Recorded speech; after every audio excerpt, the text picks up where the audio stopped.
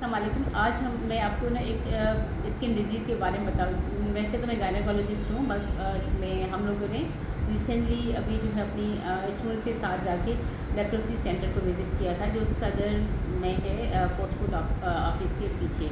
तो वहाँ पे हमें बहुत सारी चीज़ें सीखने को मिली। एक सिंपल सी बात ऐसी है जिसके से हम किसी भी पेशेंट को अगर वहाँ पे डायग्नोज करके भेजते हैं तो वो परमानेंट डिसफॉर्मिटी से बच सकता है। वैसे तो कहते हैं ये जो लेप्रोसी या कोढ़ की मर्ज़ है वो ख़त्म हो गया है, but still patients are reported. Patients report हो रहे हैं और उनमें जो डिफॉर्मिटीज़ वो भी हमने देखी कि डिफॉर्मिटी वाले पेशेंट्स भी वहाँ पे मौजूद थे। लेप्रोसी क्या है? लेप्रोसी जिसको कोढ़ का मर्ज़ कहते हैं कि अब ख़त्म हो गई, नहीं, ख़त्म नहीं हुई है। स्टिल दे आर प्रेजेंट और उसके पेशेंट्स भी हैं, फॉलोअप भी होता है उसमें।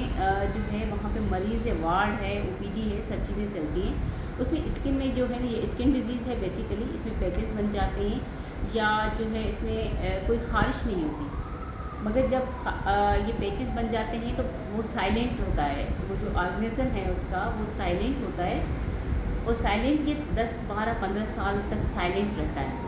पेशेंट्स को पता ही नहीं होता कि क्या हो रहा है।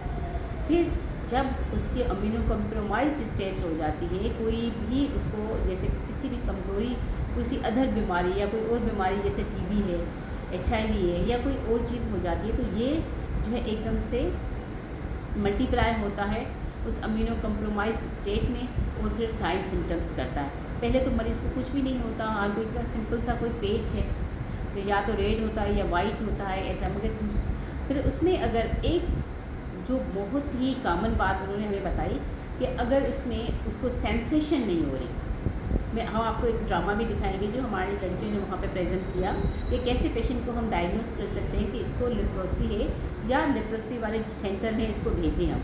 उसमें एक तो उसको ख़ारिश नहीं होगी और जो कोई स्वेलिंग नहीं होगी, कोई पेन नहीं होगा। तो ये बहुत है कि पेन नहीं हो रहा, सेंसेशन नहीं हो, कोई चीज़ आप उसको गर्म ठंडी लगाओगे तो उसको महसूस नहीं होगा उस पेज पे। तो यही एक मेन कॉमन उसके सिम्टम होता है जिसकी वजह से वो नर्व्स पे इफ़ेक्ट करता है, और उस नर्व्स की वजह से उसके पूरी बॉडी में जो है ना वो चेंजेस आती हैं, जिसकी वजह से हाथ पाँव ये जो है ना बोन्स ये सारे उसके अफेक्टेड होते हैं। ये एक ऐसे समझ लें कि ऐसी मॉर्बिडिटी है जो आपको सारे जो है ना वो हाथ पाँव को डिफॉर्म कर देती है पेशेंट्स को। तो ये एक ट्रीटेबल कंडीशन है, ऐसा नहीं कि ट्रीटेबल कंडीशंस नहीं है, ट्रीटेबल कंडीशन है, मगर इसको डायग्नोस किया जाए।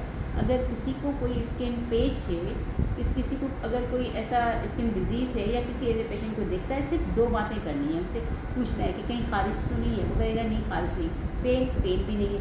आप उसको कोई पेन जैसे जस्ट लाइक दैट, ये पेच है उसमें आप पेन लगा के देखो, कोई और चीज़ अगर उसको सेंसेशन नहीं हो रही, फील नहीं हो रही, गर्म ठंडा नहीं लग रहा, तो इसका मतलब there is something wrong, there is something wrong. तो आप उसको एकदम से लेप्रोसी सेंटर भेजो। उसके जो कॉन्टैक्ट्स हैं, जैसे बहन है, भाई है, फैमिली है, बच्चे हैं, उनको भी टेस्ट करवाएं। वो तो उनके कहने के मुताबिक यही था कि 85% तो टेस्ट नेगेटिव आता है, बट 15% पॉजिटिव आता है। फिर वो इस पेशेंट्स को वो लोग फॉलो पे रखते हैं और देखते हैं कि उनको साइन सिम्टम्स डेवलप तो नहीं हो रहे बाद में, फिर वो उनको ट्रीट करते हैं। अब ये है तो देखने में कहते हैं लेप्रोसी से क्या हो जाएगा, नहीं, ये कोढ़ का मर्ज स्किन को से लेके फिर उसके बाद नीचे सबक्यूटेनियस टिश्यू से लेकर उसके नर्व्स को, पेरिफेरल नर्वस सिस्टम को अफेक्ट करता है, पेरिफेरल नर्वस सिस्टम को अफेक्ट करता है, जिसकी वजह से आपके जो है ना ब्लाइंडनेस भी हो सकती है, आपकी हाथ पाँव की डिफॉर्मिटी भी हो सकती है, और जो बॉडी के ऑर्गन से वो भी आपके अफेक्टेड होते हैं।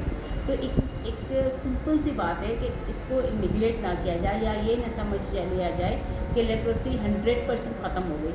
बहुत अच्छी बात है, उन्होंने हमें बताया था कि ये जो है ना ऐसे समझ लें कि 98% केसेस जो हैं वो कंट्रोल हो गए, सिर्फ 2 to 3% केसेस ऐसे हैं जो स्टिल आ रहे हैं। तो हम स्पेशली कराची के कुछ इलाके हैं जैसे मंगू पीर है या वहाँ पे जैसे बहुत कंजेस्टेड एरिया, वहाँ पे पेशेंट्स आते हैं, वो पेशेंट्स स्टिल आते हैं। कुछ लोग तो छुपाते भी हैं कि कहीं खास करके अनमैरिड गर्ल्स जो होती हैं वो, ताकि उनका लोग अभी तक उसको ये समझते हैं कि ये ऐसी बीमारी है कि हाँ हो जाएगी हाथ लगने से, इधर उधर से, और लोग उनसे नफरत करते हैं। तो ऐसी बात नहीं है, ये लेप्रोसी ट्रीटेबल कंडीशन है और इसका डायग्नोसिस भी इजी है।